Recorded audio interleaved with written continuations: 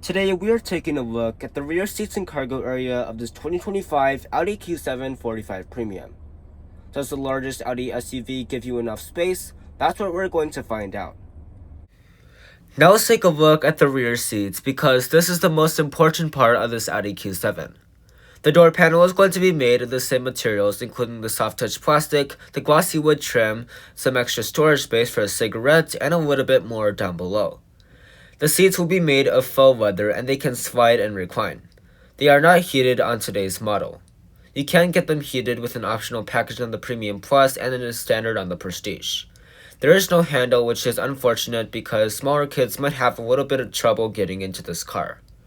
In the back of the Q7, I have a little bit of legroom. It is falling behind the Lexus TX, and there is a netted pocket for anything else. In the center here, you'll find 2 air vents and a third zone of climate control. There is a 4th zone available on the Premium Plus and standard on the Prestige. That is definitely worth it.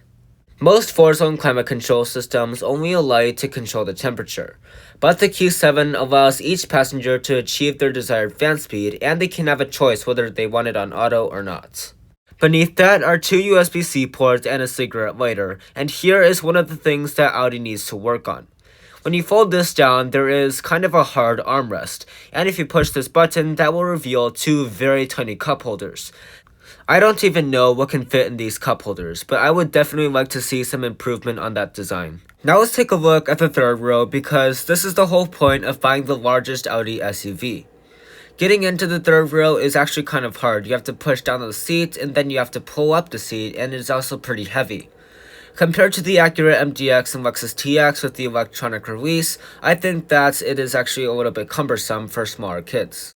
Another thing worth pointing out is that there are some switches here so that you can power fold up the third row so that if you forgot to put it up, you don't have to go all the way to the trunk to put it up. Now inside the third row, this is actually kind of disappointing. This is the only Audi SUV with a third row, and I have to say, it's pretty tight.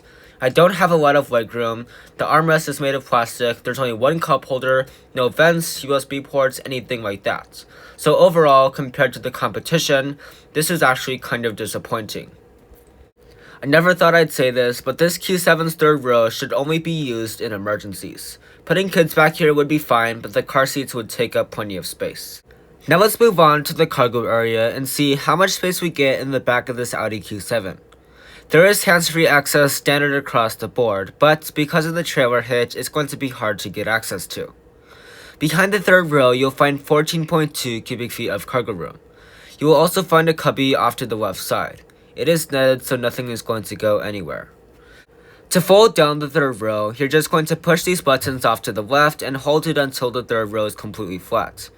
With the third row down, you'll find 35.7 cubic feet of cargo room, and with all the rows down, that will expand to 69.6. These are not great numbers, but it's still okay for the class. I'm sure you'll notice this at some point, but the taillights actually go up completely with the tailgate itself.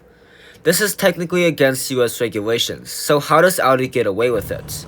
You see, when the brake lights are on and the tailgate opens, the brake lights will actually move to the bottom where the reverse light is.